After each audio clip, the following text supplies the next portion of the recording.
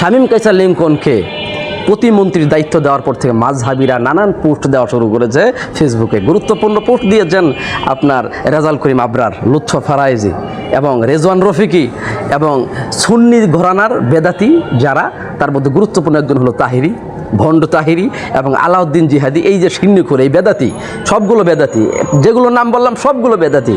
এই বেদাতিরা Facebook post দিয়ে গরম করে ফেলেছে তারেক রহমান নাকি আপনার আলেমদেরকে অপমান করেছে।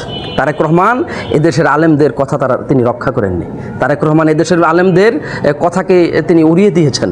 তারেক রহমান সাথেই আপনার 90% যে হানাফি মাযহাবের কথায় অনুপাতে দেশ চলে, 90% হানাফি মাযহাবের কথাকে তিনি উপেক্ষা করে তিনি লামাযহাবী একজন শামীম কায়সার লিঙ্কনকে তিনি ধর্ম প্রতিমন্ত্রীর দায়িত্ব দিয়েছেন।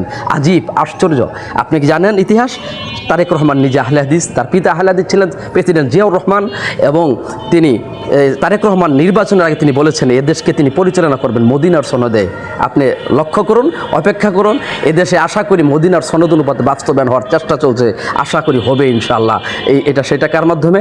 শামীম কায়সার লিঙ্কনের মাধ্যমে ইনশাআল্লাহ। আল্লাহ তাআলা তৌফিক দান করুন আমাদেরকে বোঝার।